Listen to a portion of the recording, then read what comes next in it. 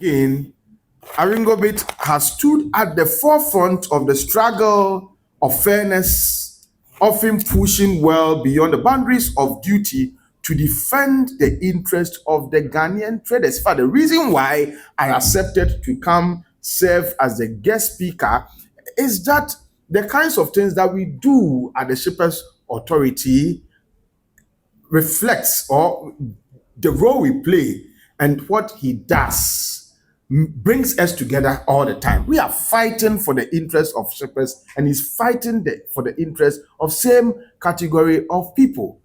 And so I felt that if this is our mandate at the Shippers Authority, and this is what Importers and Exporters Association are also doing, and they ask you to come and guest speak at such an important function, then we have no choice than to make ourselves, available.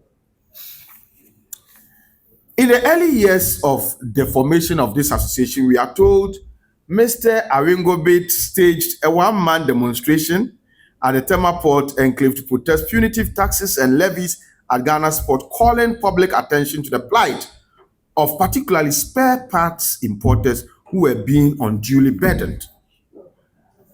This bold act awakened both policymakers and civil society to the injustice and inefficiencies undermining trade, demonstrating the power of principled action in pushing for reform. The power of principled action in pushing for reform. We live in a country where actions are not principled.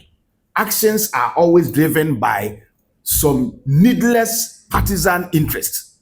But we are talking about principled action that brings about reform that are of beneficial consequence to all, regardless of partisan persuasion.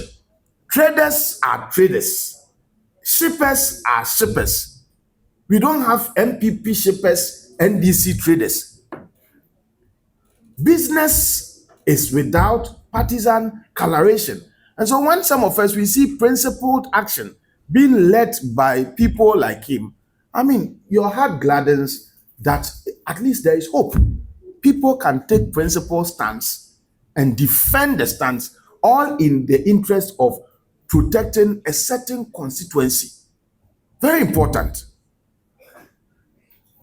In more recent times, this man here has continued to advocate vigorously for the rationalization of port duties and obnoxious port handling charges, calling on government to ensure charges are fair and economically sustainable, especially in the light of what is happening to our city and its impact on price stability. We live in a country where some people are working for some people outside the jurisdiction of our country, and they have enjoyed so many years of unregulation to the point that they feel they can do anything that pleases them. They think they can do anything that they want. They don't want to be regulated. And they are using all manner of means, talking to all manner of people so that they can remain untouchable. And some of us, we are resolved to remain patriotic Ghanaians. We are resolved to fight them. And we don't care who they talk to. Once what we are doing would serve the interest of the ordinary trader and the ordinary Ghanaian businessman, businesswoman, will go every length to make sure that we fight them to be regulated. We'll bring them under our ambit of regulation to ensure that the cost of doing business is reduced in a manner that relates or that helps realize the vision of President Mahama, that is to bring down the cost of doing business in Ghana. Because if you don't take care, people are relocating their businesses. People are saying that the cost of it doesn't, I don't understand why certain charges can be levied only to traders and business people in Ghana, and elsewhere they are not being levied. And we cannot talk. And so because of that, the cost of doing, you remember those, I don't know whether it's still happening. People are not paying levies because when they are they are importing vehicles, say, oh, this one will drive it through Togo. Will go. What is happening in Togo?